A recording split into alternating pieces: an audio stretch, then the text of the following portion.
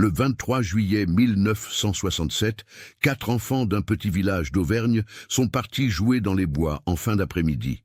Émile Fontaine, 9 ans, Sophie Mercier, 8 ans, Julien Garnier, 10 ans, Marguerite Laurent, 7 ans. Aucun d'entre eux n'est jamais rentré chez lui ce soir-là. Pendant 31 ans, leurs familles ont vécu dans l'incertitude la plus absolue. Pendant 31 ans, les habitants de ce village ont cherché des réponses qui semblaient ne jamais venir. Les recherches ont mobilisé des centaines de personnes. Des chiens ont fouillé chaque mètre carré de la forêt. Des plongeurs ont exploré les rivières et les étangs de la région. Rien. Pas une trace, pas un vêtement, pas le moindre indice de ce qui avait pu arriver à ces 4 enfants. Comment 4 enfants peuvent-ils disparaître sans laisser la moindre trace dans un village où tout le monde se connaît?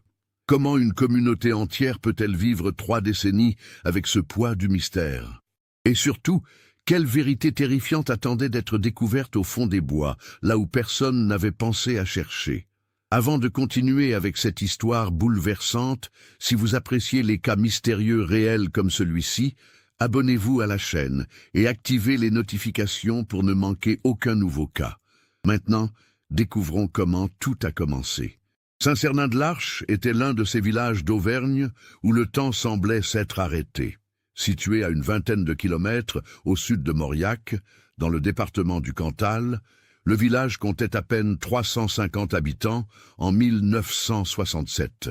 Les maisons de pierre volcanique s'alignaient le long de l'unique rue principale, leurs toits d'ardoise brillant sous le soleil d'été.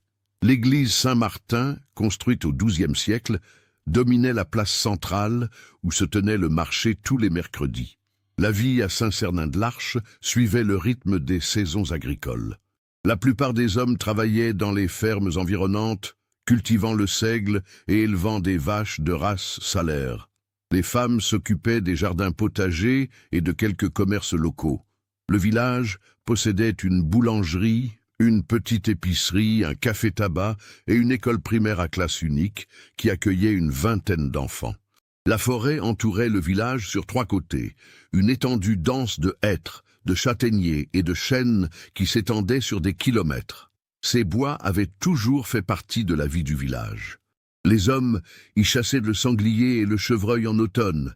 Les enfants y ramassaient des champignons avec leurs parents au printemps et en hiver, les bûcherons y prélevaient le bois de chauffage nécessaire pour traverser les mois froids. Émile Fontaine était le fils d'Henri et de Jeanne Fontaine, qui possédaient une ferme de 15 hectares à la sortie nord du village.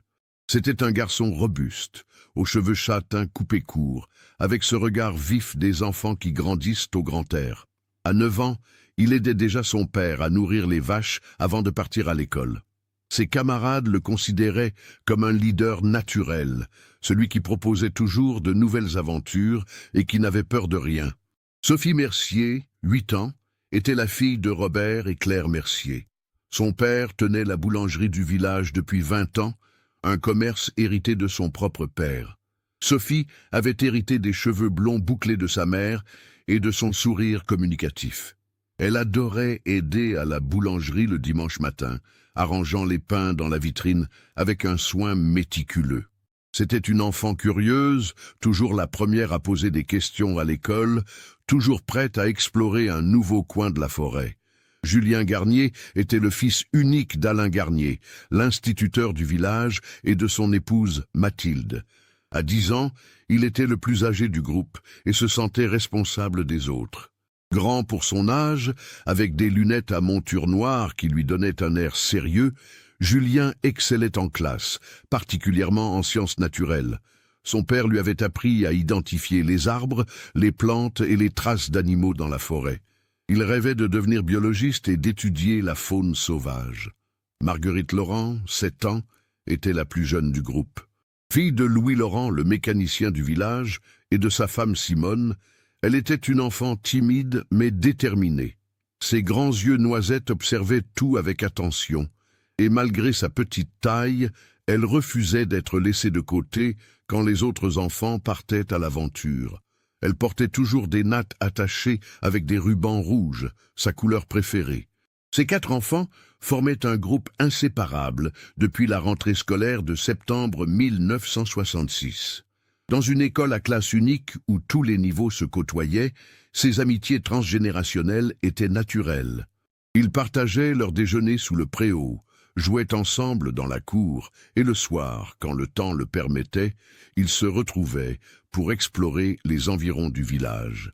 Les parents, comme c'était l'usage à l'époque dans ces petits villages où tout le monde se connaissait, ne s'inquiétaient pas de voir leurs enfants jouer dehors jusqu'au crépuscule.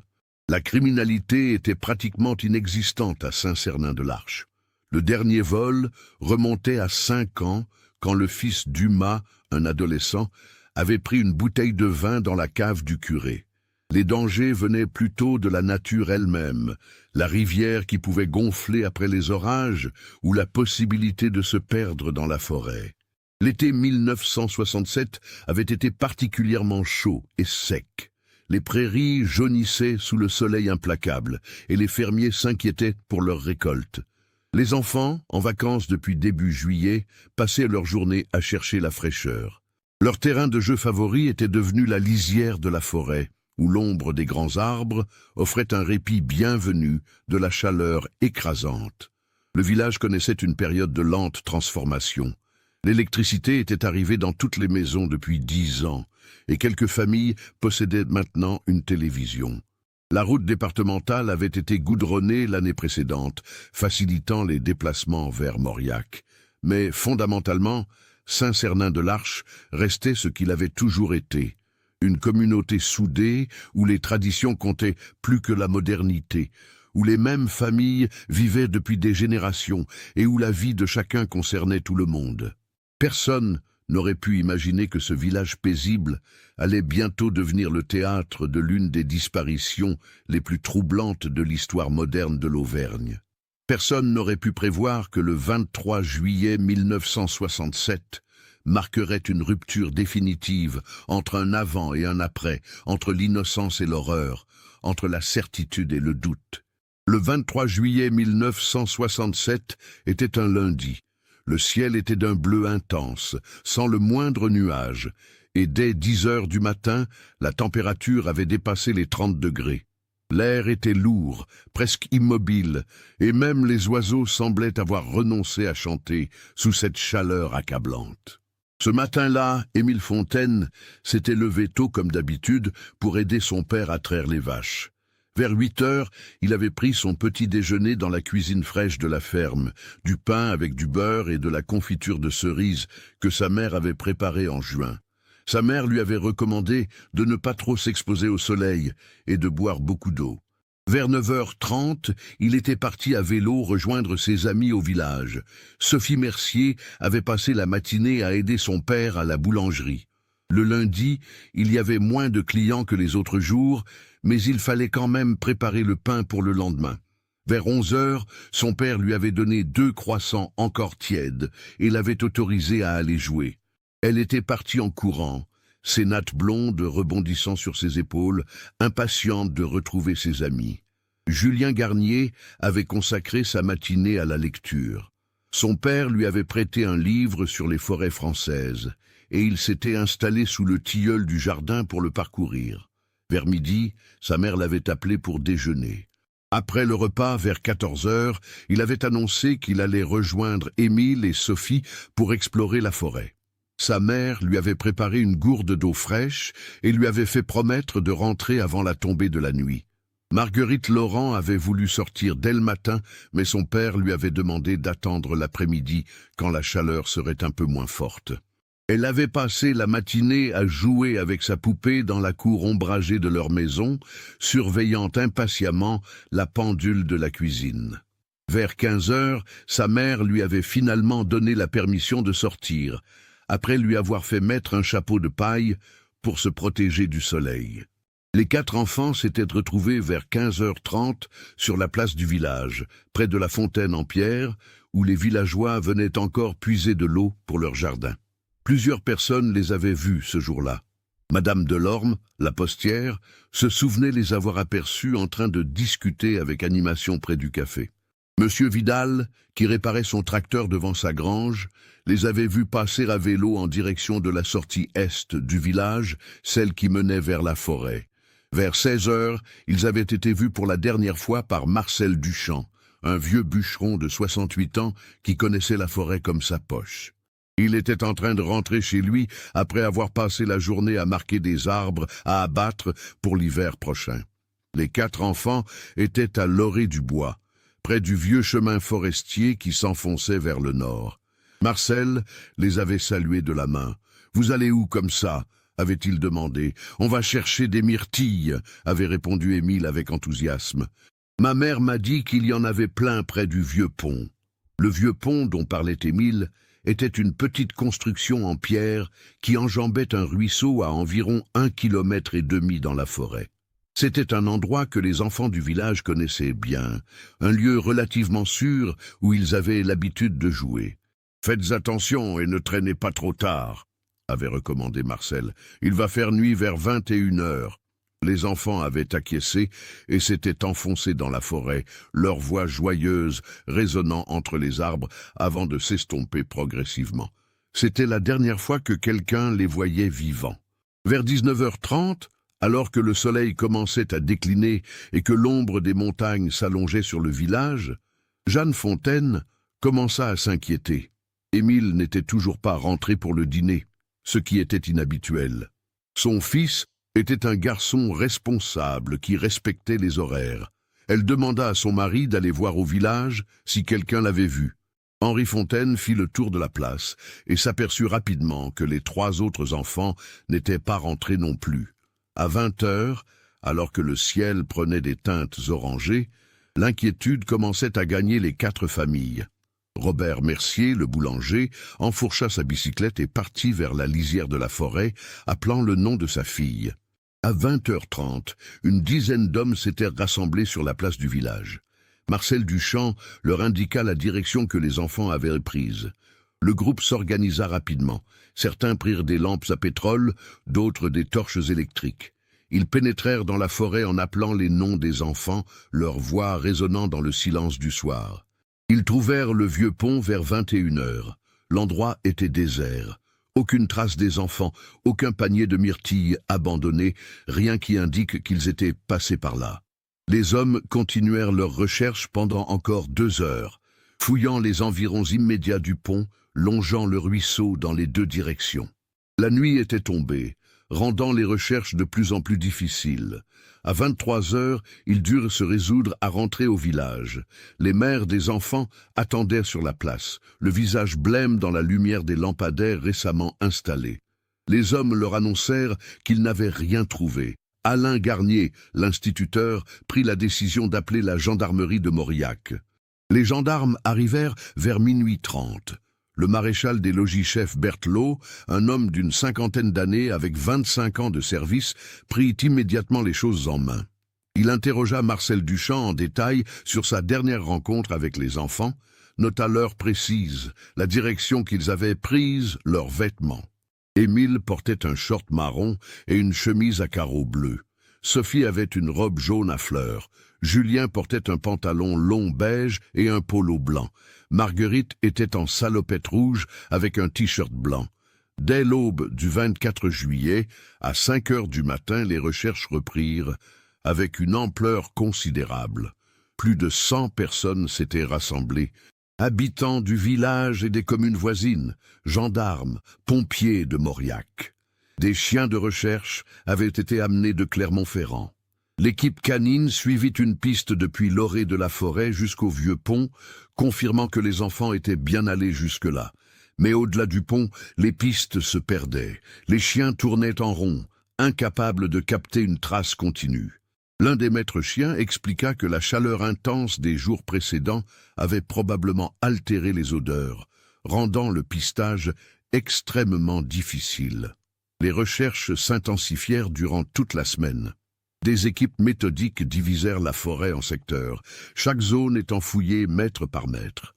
Les pompiers explorèrent tous les puits abandonnés de la région, vestiges d'anciennes exploitations minières du XIXe siècle. Des plongeurs sondèrent les étangs et les parties profondes des rivières. Un hélicoptère de la gendarmerie survola la zone, photographiant la canopée pour repérer d'éventuels indices visibles d'en haut. Le 28 juillet, 5 jours après la disparition, l'inspecteur Vincent Leroy de la police judiciaire d'Aurillac fut assigné au cas. C'était un homme de 42 ans, méticuleux et expérimenté, qui avait travaillé sur plusieurs affaires d'enlèvement. Il établit son quartier général dans la mairie de Saint-Cernin-de-l'Arche et commença à interroger systématiquement tous les habitants du village. Chaque famille fut questionnée en détail. Y avait-il eu des tensions entre les enfants et quelqu'un du village? Avait-il mentionné avoir vu des étrangers récemment? Les parents avaient-ils remarqué un comportement inhabituel chez leurs enfants dans les jours précédant la disparition? Toutes les réponses pointaient dans la même direction. Rien d'anormal, aucun signe avant-coureur, aucune menace identifiable. L'inspecteur Leroy fit également contrôler tous les véhicules qui avaient été vus dans la région ce jour-là. La route départementale passait à 2 kilomètres du village et plusieurs automobilistes avaient été aperçus. Tous furent retrouvés et interrogés. Aucun n'avait vu les enfants. Leurs alibis furent vérifiés et confirmés. Au bout de 2 semaines, malgré l'ampleur sans précédent des recherches, aucun indice concret n'avait été découvert. C'était comme si les 4 enfants s'étaient évaporés dans l'air chaud de cet après-midi de juillet. L'inspecteur Leroy dut se rendre à l'évidence. Soit ils étaient tombés dans un endroit inaccessible que personne n'avait encore trouvé, soit quelqu'un les avait enlevés avec une efficacité terrifiante. Mais quelque chose dans cette affaire le troublait profondément. Comment un ravisseur aurait-il pu enlever 4 enfants simultanément sans laisser la moindre trace, sans qu'aucun des enfants n'ait le temps de crier ou de s'enfuir? Et si c'était un accident? Où étaient les corps? Les semaines se transformèrent en mois, et les mois en années. Saint-Cernin-de-l'Arche ne fut plus jamais le même village paisible qu'il avait été avant ce 23 juillet 1967. Henri et Jeanne Fontaine vieillirent de 10 ans en quelques mois. Jeanne développa des insomnies chroniques, se réveillant chaque nuit à 3 heures du matin, l'heure où elle imaginait qu'Émile avait peut-être appelé à l'aide sans que personne ne l'entende. Henri continua à travailler sa ferme avec un automatisme mécanique, mais ses voisins remarquèrent qu'il ne souriait plus jamais. Chaque soir, avant de se coucher, Jeanne mettait le couvert pour Émile, une assiette vide à table, au cas où il reviendrait pendant la nuit. Robert et Claire Mercier fermèrent leur boulangerie pendant 3 mois. Quand ils la rouvrirent, ce fut par nécessité économique plus que par envie. Claire ne supportait plus d'être entourée d'enfants qui lui rappelaient sa fille.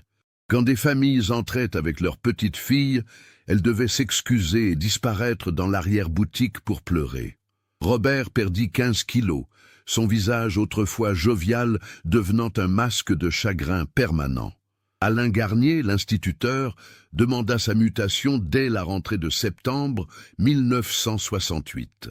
Il ne pouvait plus enseigner dans cette salle de classe où le pupitre de Julien restait vide, où les dessins de son fils étaient encore accrochés au mur. Sa femme Mathilde fit une dépression nerveuse et dut être hospitalisée pendant 6 semaines à Clermont-Ferrand. Ils déménagèrent à Lyon en janvier 1969, cherchant à fuir les fantômes de Saint-Cernin-de-l'Arche. Louis et Simone Laurent restèrent au village, mais leur mariage ne survécut pas à la perte de Marguerite.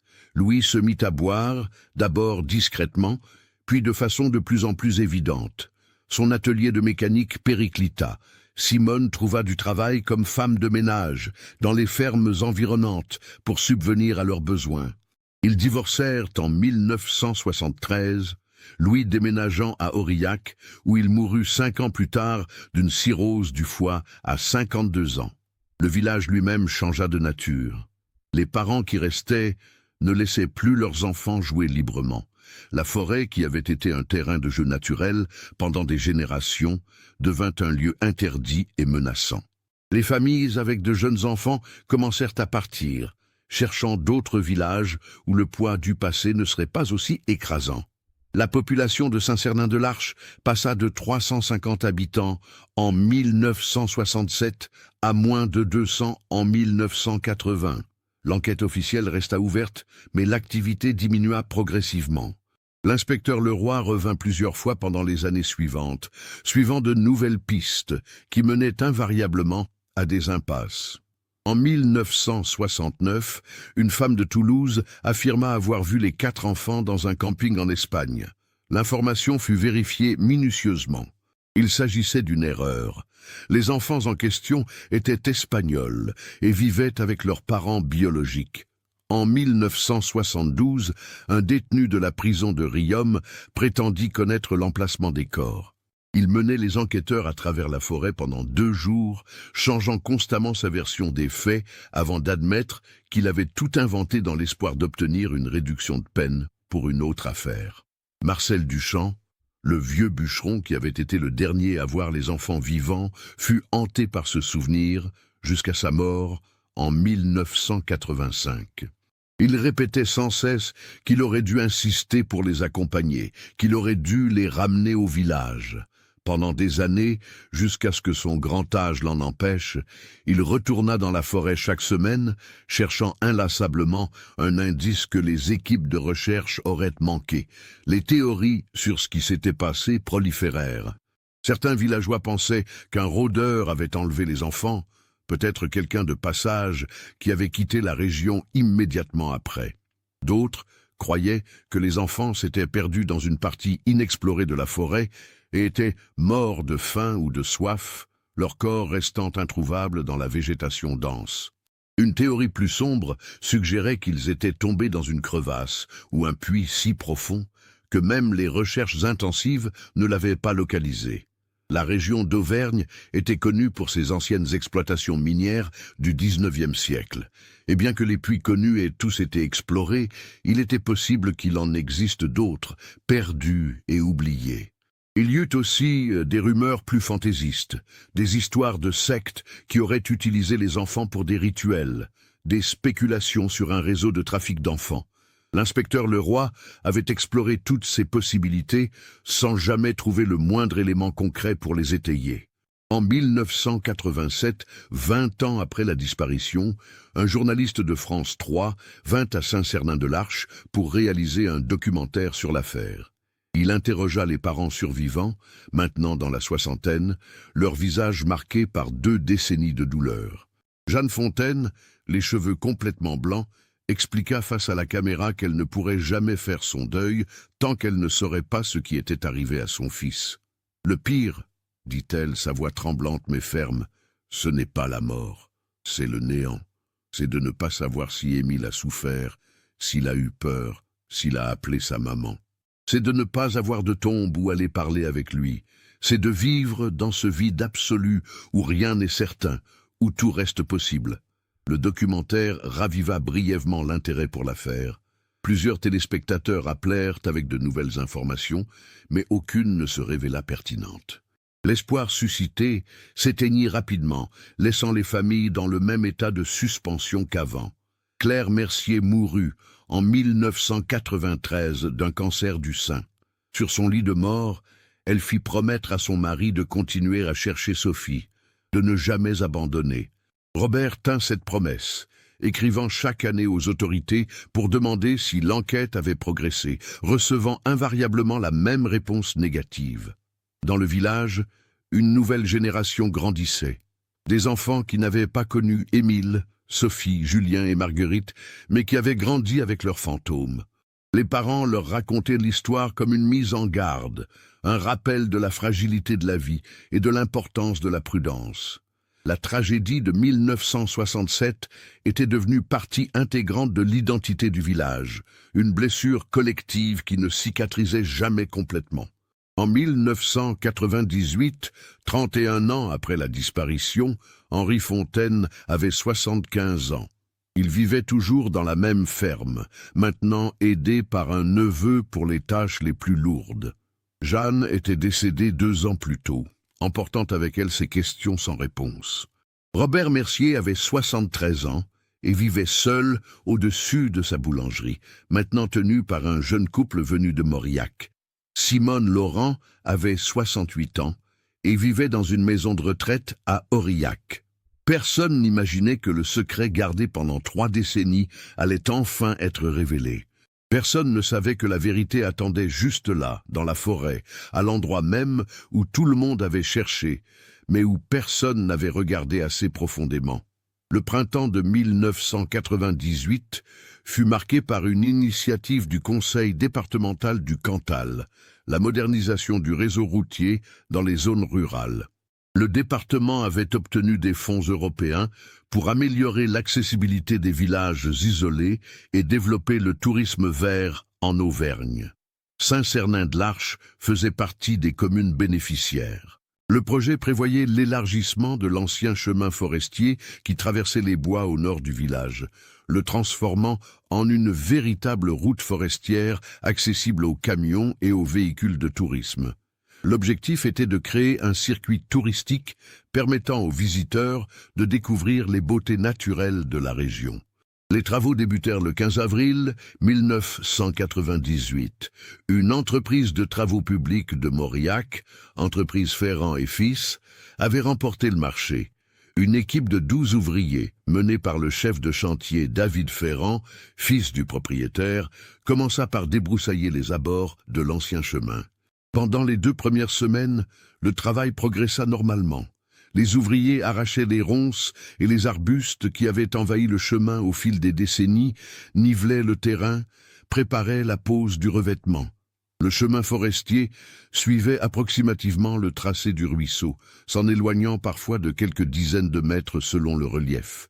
Le 29 avril, l'équipe travaillait à environ 2 kilomètres de l'entrée de la forêt, bien au-delà du vieux pont en pierre. Ils avaient atteint une zone particulièrement dense en végétation, où les ronces formaient un mur presque impénétrable. David Ferrand décida d'utiliser une pelleteuse pour dégager la zone plus rapidement.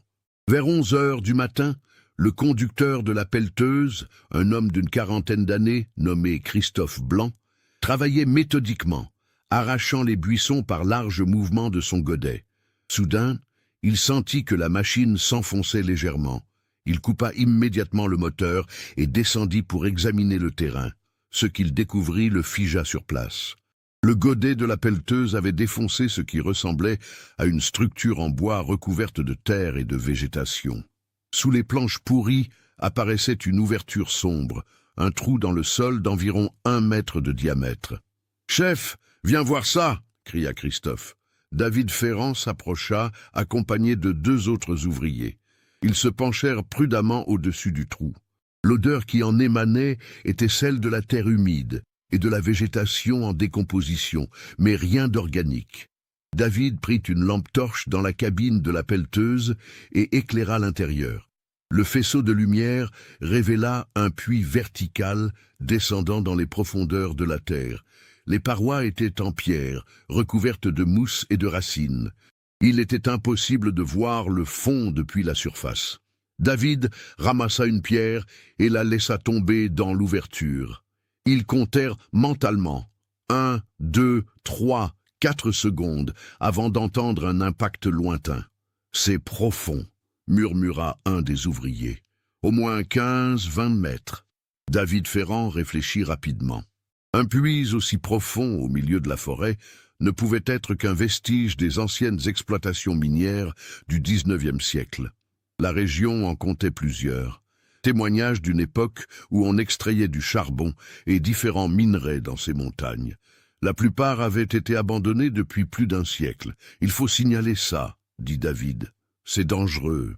Si quelqu'un tombait là-dedans… » Il ne termina pas sa phrase, mais tous pensèrent la même chose. Ce puits aurait dû être comblé, ou au moins protégé depuis longtemps. Le fait qu'il ait été recouvert de planches, maintenant pourries, suggérait qu'à un moment donné, quelqu'un avait conscience de son existence et avait tenté de le sécuriser, mais ces mesures avaient échoué avec le temps. David appela immédiatement la mairie de Saint-Cernin-de-l'Arche. Le maire, M. Jacques Reynaud, un homme de 55 ans qui occupait cette fonction depuis 10 ans, arriva sur le chantier 1 heure plus tard. Quand il vit le puits, son visage blêmit. « Mon Dieu !» murmura-t-il. « Personne ne savait qu'il y avait un puits ici. Ce n'est pas sur les cartes minières que nous avons consultées pour le projet routier. Il se pencha à son tour, regardant dans les profondeurs obscures. Puis, lentement, une pensée terrible commença à prendre forme dans son esprit. Un puits inconnu, en pleine forêt, à moins de 3 kilomètres du village. Un puits qui n'avait jamais été exploré pendant les recherches de 1967, parce que personne ne savait qu'il existait. « Il faut appeler la gendarmerie », dit-il d'une voix blanche. « Et les pompiers. Il faut descendre là-dedans pour vérifier ?» David Ferrand comprit immédiatement. Tout le monde dans la région connaissait l'histoire des 4 enfants disparus. C'était devenu une sorte de légende locale, l'affaire non résolue qui hantait Saint-Cernin-de-l'Arche depuis 3 décennies. À 14 heures, une équipe de pompiers spécialisée en intervention en milieu souterrain était arrivée de Aurillac. Le capitaine Laurent Dumas, un homme de 40 ans avec 15 ans d'expérience en spéléologie de sauvetage, évalua la situation. Le puits semblait structurellement stable, malgré son grand âge. Les parois en pierre sèche étaient intactes. « Nous allons descendre », annonça-t-il, « mais je veux que tout le monde recule. Si ce puits est ce que nous pensons qu'il pourrait être, c'est une scène de crime potentielle. » 2 pompiers s'équipèrent de harnais et de cordes. À 15h30, le premier descendit dans le puits, sa lampe frontale perçant l'obscurité. Le silence était total sur le chantier. Les ouvriers, le maire, les gendarmes qui étaient arrivés entre-temps, tous attendaient, le cœur battant. Après ce qui sembla une éternité mais ne dura que quelques minutes, la voix du pompier résonna depuis les profondeurs, amplifiée par l'acoustique du puits. « Capitaine, vous devriez descendre et appeler la police judiciaire, immédiatement. » Le ton de sa voix disait tout. Ce n'était pas une découverte de routine. Le capitaine Dumas descendit à son tour. Quand il remonta 10 minutes plus tard, son visage était d'une pâleur cadavérique. « Fermez la zone !» ordonna-t-il aux gendarmes. « Personne ne s'approche. C'est une scène de crime. » Il s'éloigna de quelques mètres et utilisa son téléphone portable pour appeler le procureur de la République à Aurillac. La conversation fut brève. Quand il raccrocha, il se tourna vers le maire. « Monsieur le maire, vous devriez contacter les familles des enfants disparus en 1967. Nous avons trouvé des restes humains, plusieurs corps, des enfants. » Un silence de mort tomba sur le chantier. Après 31 ans, 4 mois et 6 jours, les enfants de Saint-Cernin-de-l'Arche venaient d'être retrouvés. La nouvelle se répandit dans Saint-Cernin-de-l'Arche comme un feu de broussailles. À 18h, le soir du 29 avril 1998, tout le village savait que les enfants avaient été retrouvés. Les habitants se rassemblèrent spontanément sur la place, devant l'église, parlant à voix basse, certains pleurant, d'autres en état de choc. Le maire Jacques Reynaud dut accomplir la tâche la plus difficile de sa vie, informer personnellement les familles. Il se rendit d'abord chez Henri Fontaine.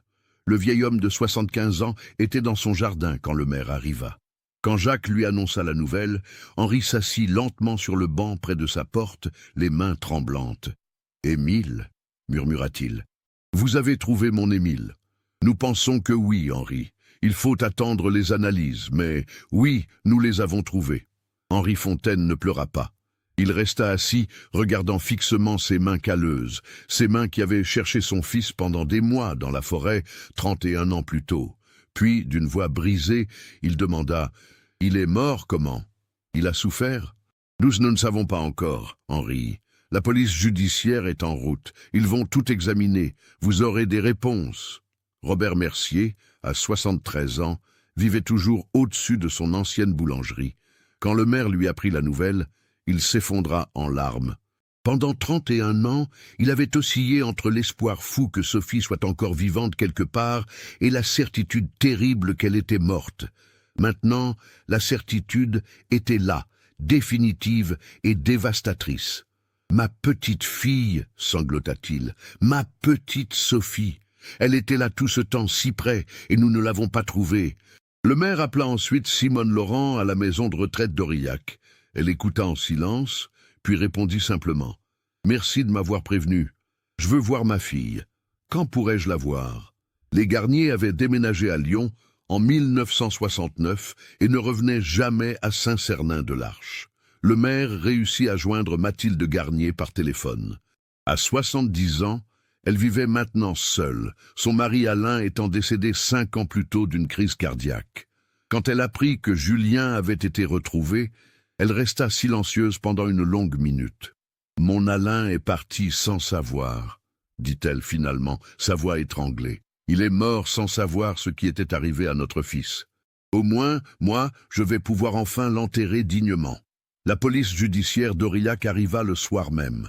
Le commandant Philippe Arnaud, 52 ans, spécialiste des affaires criminelles, prit la direction des opérations. C'était un homme méthodique et expérimenté qui avait travaillé sur plusieurs cold cases au cours de sa carrière.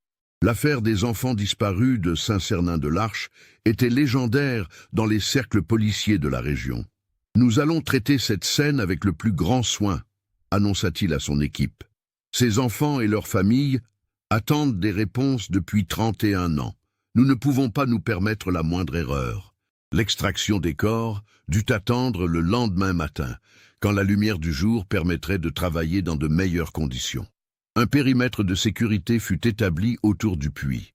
2 gendarmes montèrent la garde toute la nuit pour s'assurer que personne ne s'approche de la scène. Le 30 avril au matin, une équipe complète de la police technique et scientifique était sur place. Des projecteurs furent installés autour du puits. Un système de poulies fut mis en place pour remonter les corps avec le maximum de précautions. Le premier corps fut extrait à 9h30. Les restes, enveloppés dans un sac mortuaire, furent immédiatement transportés vers l'ambulance qui attendait sur le chemin. Le commandant Arnaud, qui avait descendu lui-même dans le puits, remonta avec un visage grave. « Il y a 4 corps, confirma-t-il, 4 enfants, comme prévu. Ils sont relativement bien préservés compte tenu du temps écoulé. Le puits était sec, ce qui a ralenti la décomposition. Nous avons également trouvé des vêtements, des chaussures et quelques objets personnels. L'extraction complète prit jusqu'à 14 heures. Chaque élément était photographié, répertorié, manipulé avec une précaution extrême. Parmi les objets remontés du puits, il y avait une montre-bracelet en métal argenté qui s'était arrêtée à 16h45, une poupée artisanale avec des rubans rouges dans les cheveux, un livre sur les forêts françaises avec le nom Julien Garnier écrit à l'intérieur de la couverture, et un petit couteau de poche avec les initiales EF gravées sur le manche. Ces objets confirmaient ce que tout le monde savait déjà. Les 4 corps étaient bien ceux d'Émile Fontaine, Sophie Mercier, Julien Garnier et Marguerite Laurent. Mais la question qui brûlait toutes les lèvres était « Comment était-il mort ? Était-ce un accident, une chute tragique dans un puits qu'il n'avait pas vu? Ou y avait-il quelque chose de plus sinistre ?» Le commandant Arnaud ordonna une analyse complète de la scène. Les techniciens examinèrent minutieusement les abords du puits, cherchant d'éventuelles traces de lutte, des indices d'une présence adulte, quoi que ce soit qui pourrait éclairer les circonstances de la mort des enfants. Ce qu'ils découvrirent fut troublant. La couverture en planche, qui avait recouvert le puits pendant toutes ces années, n'était pas d'origine. Les analyses préliminaires montrèrent que le bois datait des années 1960, et non du XIXe siècle, comme le puits lui-même. Quelqu'un avait délibérément recouvert ce puits après que les enfants y soient tombés. « C'est impossible que ce soit un accident », déclara Arnaud lors d'une réunion avec son équipe le soir même. Si les enfants étaient tombés accidentellement dans ce puits, pourquoi quelqu'un l'aurait-il recouvert? Et si quelqu'un les a trouvés là-dedans, pourquoi ne pas avoir alerté les secours? L'hypothèse qui se dessinait était glaçante. Quelqu'un avait soit poussé les enfants dans le puits, soit les avait trouvés après une chute accidentelle et avait choisi de les laisser mourir en couvrant le puits pour cacher son crime. Les autopsies furent effectuées le 2 mai à l'Institut médico-légal de Clermont-Ferrand. Le docteur Isabelle Renard, médecin légiste de renom avec 30 ans d'expérience, fut chargé des examens. Travaillant avec une équipe d'anthropologues judiciaires spécialisés dans l'analyse des restes anciens, elle entreprit une reconstruction minutieuse de ce qui s'était passé. Les résultats préliminaires arrivèrent le 5 mai. Le commandant Arnaud convoqua une conférence de presse à la gendarmerie d'Aurillac. Les journaux régionaux et nationaux étaient présents. L'affaire des enfants de Saint-Cernin-de-l'Arche faisait la une depuis une semaine. Les 4 enfants sont morts de traumatismes multiples consécutifs à une chute, annonça Arnaud. La hauteur du puits est de 18 mètres. La chute a été fatale. Cependant, l'analyse des fractures suggère que les enfants ne sont pas tous morts sur le coup. Au moins 2 d'entre eux ont survécu quelques heures après la chute. Un murmure horrifié parcourut l'assistance. Le commandant leva la main pour demander le silence. Ce qui nous amène à l'élément le plus perturbant de cette enquête. L'analyse du bois utilisé pour couvrir le puits montre qu'il a été placé là, dans les 48 heures suivant la disparition des enfants. Quelqu'un savait où ils étaient et a choisi de ne pas les sauver. Un journaliste leva la main. « Avez-vous des suspects ?» L'enquête est en cours. Nous interrogeons toutes les personnes qui auraient pu avoir connaissance de l'existence de ce puits. Nous examinons également les témoignages recueillis en 1967 pour voir si quelque chose nous a échappé à l'époque. À Saint-Cernin-de-l'Arche, l'annonce des résultats d'autopsie provoqua un choc considérable. L'idée que quelqu'un du village, peut-être quelqu'un qu'ils connaissaient tous, avait laissé ses enfants mourir au fond d'un puits, était insoutenable. La méfiance s'installa. Les voisins se regardaient avec suspicion. Qui aurait pu faire une chose pareille? Qui avait le cœur assez noir pour entendre peut-être les cris des enfants et ne rien faire? Le commandant Arnaud et son équipe commencèrent à reconstituer les mouvements de chaque habitant du village durant les jours critiques de juillet 1967. Ils reprirent tous les témoignages, cherchant des incohérences, des trous dans les emplois du temps, des comportements suspects. Un nom revenait sans cesse dans les discussions. Marcel Duchamp, le vieux bûcheron qui avait été le dernier à voir les enfants vivants. Mais Marcel était mort en 1985, 13 ans plus tôt. S'il avait été impliqué, il avait emporté son secret dans la tombe. Pourtant, quelque chose ne collait pas. Marcel avait été celui qui avait cherché le plus activement les enfants. Il avait passé des années à sillonner la forêt, visiblement hanté par leur disparition. Était-ce de la culpabilité authentique ou un stratagème pour détourner les soupçons? Le 8 mai, une découverte majeure fut faite. En examinant les archives de la gendarmerie de 1967, un enquêteur tomba sur un détail qui avait été noté mais pas approfondi à l'époque. Le 25 juillet, 2 jours après la disparition, un témoin avait mentionné avoir vu de la fumée s'élever de la cheminée de la cabane de Marcel Duchamp tard dans la nuit du 23 juillet, ce qui était inhabituel pour une chaude nuit d'été. Pourquoi brûler quelque chose dans une cheminée en plein été, se demanda Arnaud, à moins qu'il n'ait voulu faire disparaître des preuves. La cabane de Marcel n'existait plus, ayant été détruite dans un incendie accidentel en 1981. Mais Arnaud décida quand même d'interroger les personnes qui avaient bien connu le vieux bûcheron. Le 12 mai 1998, le commandant Arnaud se rendit à la maison de retraite d'Aurillac pour interroger Simone Laurent, la mère de Marguerite. À 68 ans, elle était la seule des parents encore assez lucides pour fournir des témoignages détaillés. Henri Fontaine et Robert Mercier étaient trop affectés par le chagrin, et Mathilde Garnier était trop fragile psychologiquement. Simone le reçut dans le petit salon de la maison de retraite. C'était une femme mince, aux cheveux gris coupés courts, avec des yeux noisettes qui ressemblaient étrangement à ceux que montrait l'unique photo de Marguerite que la presse avait publiée. « Madame Laurent », commença Arnaud avec douceur, « je sais que ces derniers jours ont été terriblement éprouvants pour vous, mais j'ai besoin de votre aide pour comprendre ce qui s'est passé. Posez vos questions, commandant. Après 31 ans, je veux savoir la vérité, quelle qu'elle soit. Vous souvenez-vous de Marcel Duchamp? » Un voile passa sur le visage de Simone. « Bien sûr, c'était un homme bon. Il a cherché Marguerite avec acharnement. Après la disparition, il venait souvent me voir pour me dire qu'il ne renonçait pas, qu'il continuerait à chercher. Vous le connaissiez bien, comme tout le monde au village. Marcel était bûcheron, il vivait seul dans sa cabane dans les bois. Un homme simple, un peu bourru, mais avec un cœur d'or. Il avait perdu sa propre fille dans un accident de voiture des années avant ma naissance. Je crois que c'est pour ça qu'il était si affecté par la disparition des enfants. » Arnaud prit des notes. « Savez-vous s'il connaissait bien la forêt ? S'il connaissait l'existence de vieux puits miniers, Simone réfléchit. Personne ne connaissait ces bois mieux que Marcel. Il y passait ses journées. Il connaissait chaque sentier, chaque clairière. Si quelqu'un savait qu'il y avait un puits là-bas, c'était lui. Et pourtant, il n'a jamais mentionné ce puits pendant les recherches. Pas que je sache, non, mais...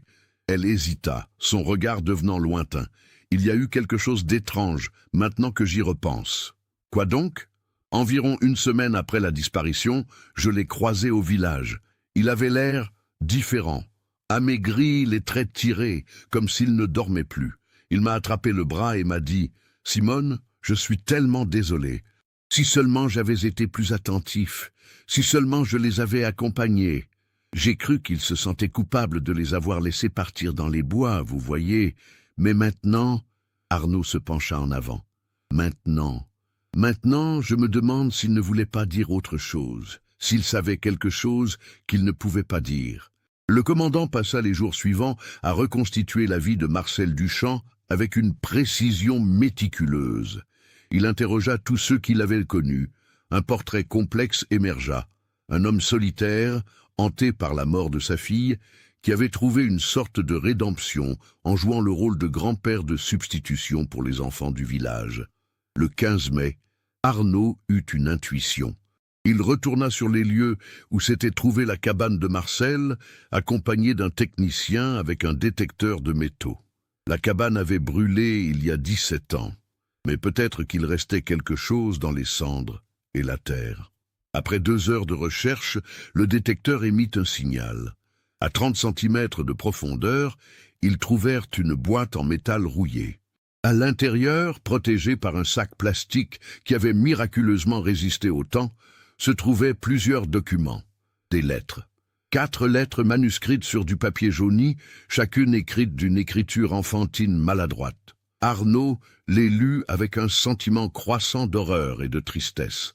La première était d'Émile. « Cher monsieur Duchamp, nous sommes tombés dans un trou noir. Nous avons très mal. S'il vous plaît, aidez-nous. Émile. » La deuxième de Sophie. « Monsieur Marcel, on a peur. Il fait noir. Julien s'est cassé la jambe, je crois. Venez nous chercher, s'il vous plaît. » La troisième de Julien. « Nous avons essayé de grimper, mais les pierres sont trop glissantes. J'ai perdu mes lunettes dans la chute. Marguerite pleure beaucoup. Nous voulons rentrer chez nous. » La quatrième, presque illisible, de Marguerite. « Maman, papa, je vous aime. J'ai froid. » Arnaud dut s'asseoir, les mains tremblantes. Ces lettres racontaient l'histoire que personne ne voulait entendre. Les enfants n'étaient pas morts instantanément. Ils avaient survécu à la chute, et ils avaient écrit ces messages désespérés, probablement trouvés par Marcel au bord du puits. Mais comment ces lettres étaient-elles sorties du puits? La réponse vint d'une analyse plus poussée du puits lui-même. Les techniciens découvrirent, gravées dans la pierre à environ 2 mètres de profondeur, des marques de cordes récentes, pour l'époque. Quelqu'un avait descendu une corde dans le puits. La vérité commençait à se dessiner, terrible et déchirante. Le commandant Arnaud passa la nuit suivante à réexaminer tous les éléments. Au matin du 16 mai, il croyait comprendre ce qui s'était passé. Il organisa une réunion avec les familles des victimes. Henri Fontaine, Robert Mercier, Simone Laurent et Mathilde Garnier, venus spécialement de Lyon, se rassemblèrent dans la salle du conseil municipal de Saint-Cernin-de-l'Arche. Le maire Jacques Reynaud était également présent. « J'ai demandé à vous voir tous ensemble, » commença Arnaud, « parce que je crois que nous approchons de la vérité. C'est une vérité difficile, mais vous méritez de la connaître. » Il étala les 4 lettres sur la table. Les parents se penchèrent, lisant les derniers mots de leurs enfants. Les sanglots emplirent la pièce. « Ces lettres, » continua Arnaud, une fois que les pleurs se furent calmés, « nous racontent qu'au moins pendant quelques heures après leur chute, vos enfants étaient vivants. Ils ont écrit ces messages, probablement sur du papier que l'un d'eux avait dans sa poche. Mais comment ces lettres sont-elles sorties du puits, Marcel ?» murmura Simone. « Il les a trouvées. C'est ce que je crois aussi. » Marcel Duchamp connaissait ce puits. Il savait qu'il était là, camouflé par la végétation. Le 23 juillet au soir, quelques heures après avoir vu les enfants pour la dernière fois, je pense qu'il est retourné dans la forêt. peut-être pour vérifier qu'ils étaient bien rentrés chez eux, peut-être par intuition, et il a entendu leurs cris. Arnaud marqua une pause, laissant l'information se frayer un chemin dans les esprits endeuillés. Il a trouvé le puits, a réalisé que les enfants étaient tombés dedans. Il a peut-être essayé de descendre une corde, et c'est à ce moment que les enfants lui ont donné leurs lettres. Mais le puits était trop profond, trop dangereux. Il était seul, la nuit tombait. Un homme de 68 ans ne pouvait pas les sauver seul. Alors pourquoi n'a-t-il pas appelé à l'aide ? Demanda Henri Fontaine d'une voix brisée. Arnaud sortit un dernier document de son dossier. Une lettre, celle-ci écrite par Marcel lui-même, trouvée également dans la boîte métallique. Parce qu'il avait peur qu'on l'accuse. Lisez ceci. La lettre de Marcel, datée du 25 juillet 1967, 2 jours après la disparition, était un aveu déchirant. Je sais où ils sont. Je les ai entendus crier au fond du vieux puits de la mine Sainte-Catherine, celui que tout le monde a oublié. J'ai essayé de descendre une corde, mais je suis trop vieux, trop faible. Quand je suis retourné le lendemain matin avec des planches pour essayer de faire une échelle, il n'y avait plus de bruit. Je pense qu'ils sont tous morts maintenant. Je devrais aller voir la gendarmerie, leur dire où les chercher. Mais j'ai peur. J'étais le dernier à les avoir vus vivants. Si je dis que je connaissais ce puits et que je ne les ai pas sauvés, ils vont penser que je les ai poussés dedans. Ils vont croire que c'est ma faute. Et peut-être qu'ils ont raison. C'est ma faute. Si je les avais accompagnés ce jour-là, si je les avais empêchés d'aller par là, ils seraient encore vivants. Alors, j'ai recouvert le puits avec des planches. Pour que personne d'autre ne tombe dedans, pour que personne ne sache ce que j'ai fait, ou plutôt ce que je n'ai pas fait. Je vais garder leurs lettres avec moi jusqu'à ma mort. C'est ma punition. Vivre chaque jour en sachant que j'aurais pu les sauver et que je n'ai pas eu le courage d'essayer vraiment. Que Dieu me pardonne parce que je ne me pardonnerai jamais. Le silence dans la salle était absolu. Chacun essayait d'assimiler cette vérité terrible. Ce n'était pas un meurtre. Ce n'était pas un enlèvement. C'était un accident tragique suivi d'une lâcheté dévastatrice. Marcel les a cherchés pendant des années après, dit Simone, les larmes coulant sur ses joues. Il ne pouvait pas vivre avec ce qu'il avait fait. Il a vécu 18 ans avec ce secret, confirma Arnaud.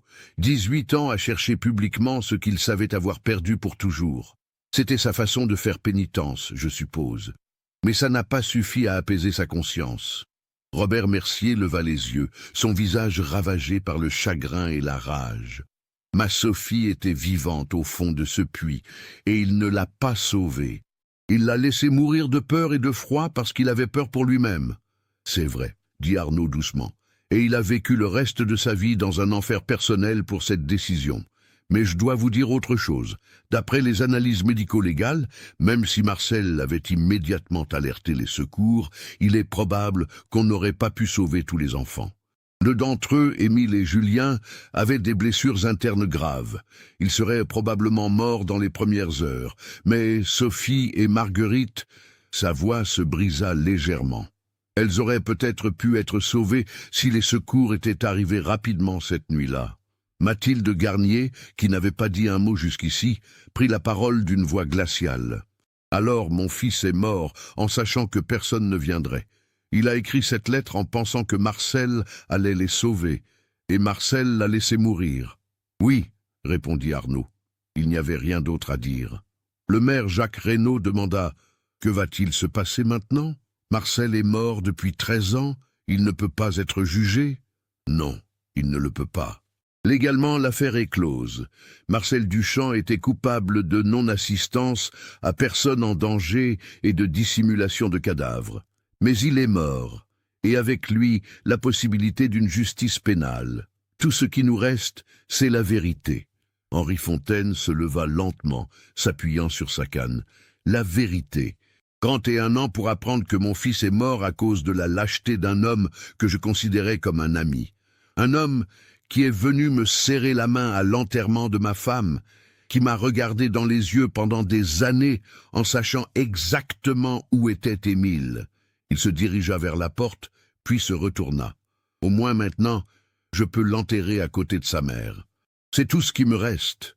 Les funérailles des 4 enfants eurent lieu le 23 mai 1998, exactement 31 ans après leur disparition. L'église Saint-Martin de Saint-Cernin-de-l'Arche était remplie à craquer. Des gens étaient venus de toute l'Auvergne.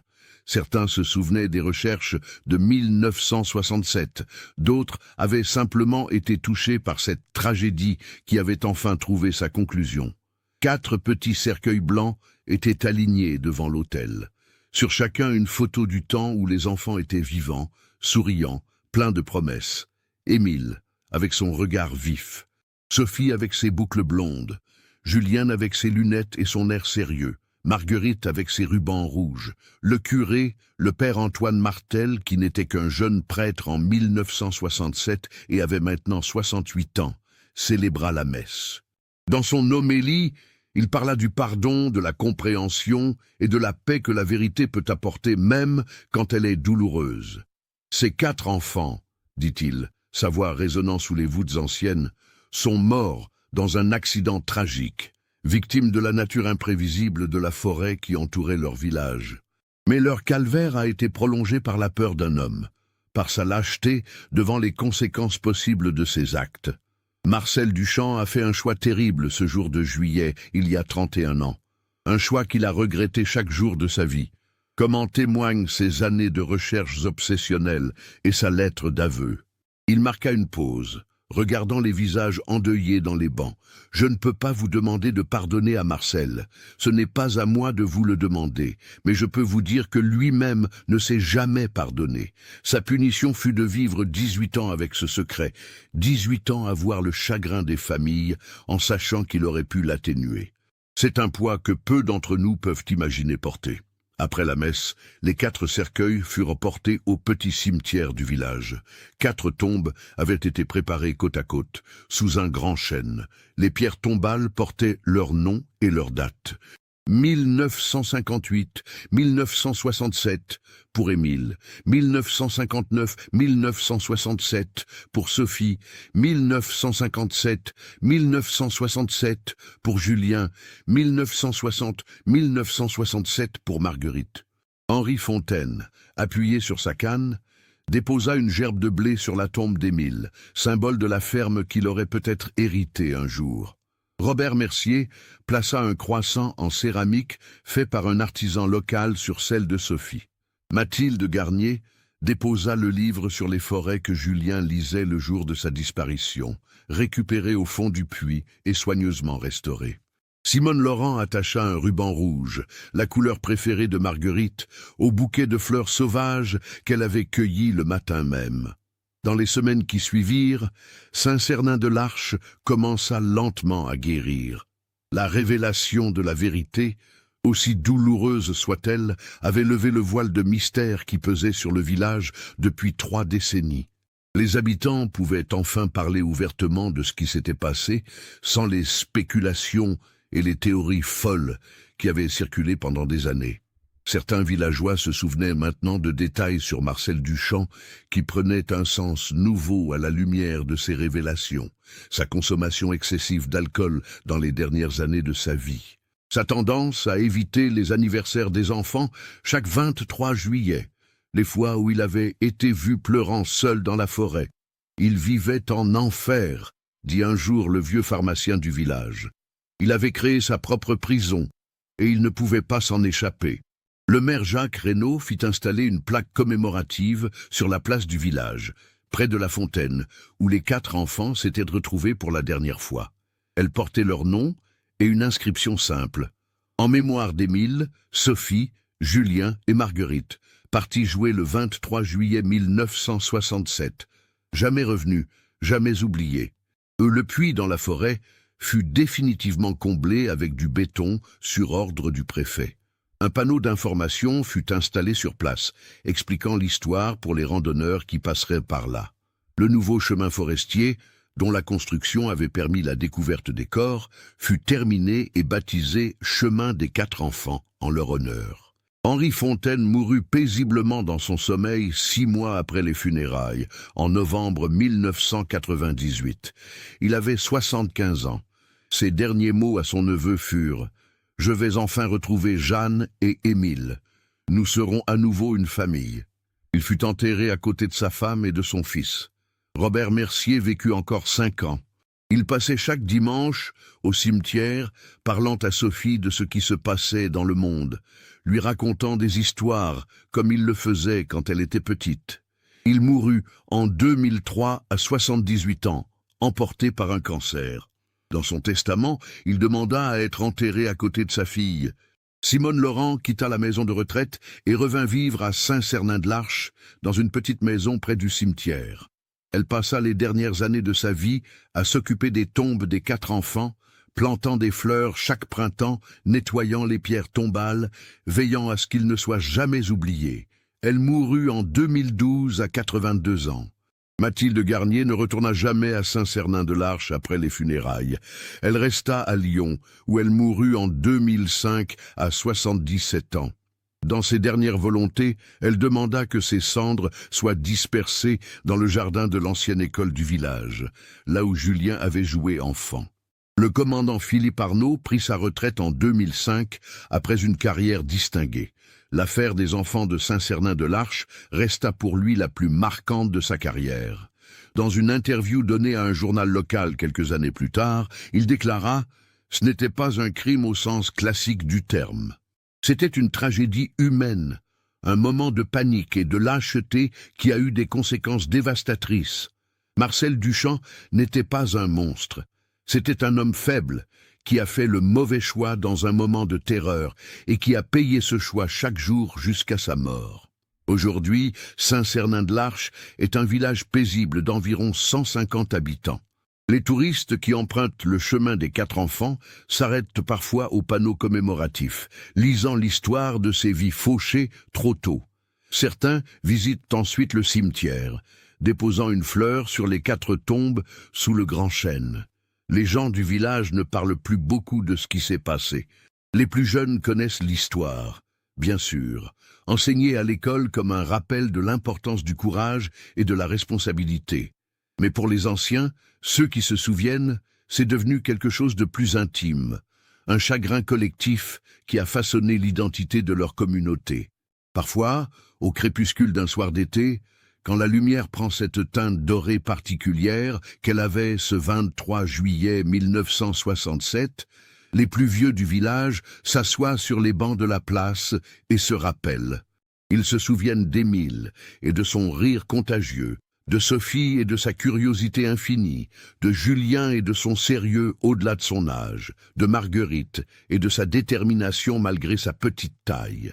Ils se souviennent aussi de Marcel Duchamp, cet homme tourmenté qui a fait le mauvais choix dans le pire moment possible et qui a passé le reste de sa vie à essayer, d'une manière désespérée et futile, de racheter l'irréparable. L'histoire des 4 enfants de Saint-Cernin-de-l'Arche n'est pas seulement l'histoire d'une tragédie. C'est l'histoire de la fragilité de la vie, du poids écrasant de la culpabilité et de la manière dont un seul moment de faiblesse peut résonner à travers les décennies, affectant non seulement ceux qui sont directement touchés, mais toute une communauté. C'est aussi, d'une certaine manière, une histoire sur la vérité.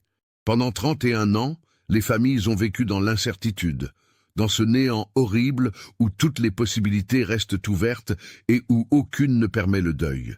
La découverte de ce qui s'était vraiment passé, aussi douloureuse soit-elle, leur a finalement permis de tourner la page, de transformer une disparition mystérieuse en une perte qu'ils pouvaient commencer à accepter. Cette histoire nous montre comment un seul moment de panique et de peur peut transformer une tragédie accidentelle en 31 ans de souffrance collective. Elle nous rappelle que le courage n'est pas seulement important dans les grands moments héroïques, mais aussi dans ces instants terribles où nous devons choisir entre notre propre protection et le bien-être des autres. Marcel Duchamp a fait le mauvais choix, et ce choix a hanté non seulement sa propre vie, mais celle de 4 familles et de tout un village pendant plus de 3 décennies. Qu'en pensez-vous ? Pouvez-vous comprendre la panique de Marcel, même si ses actions sont impardonnables? Partagez vos réflexions dans les commentaires. Si cette histoire vous a touché et que vous appréciez ce type d'investigation approfondie sur des tragédies humaines réelles, n'oubliez pas de vous abonner à la chaîne et d'activer les notifications pour ne manquer aucun nouveau cas. Laissez un like si cette histoire vous a marqué et partagez-la avec quelqu'un qui s'intéresse aussi à comprendre les complexités de la nature humaine dans ces moments les plus sombres.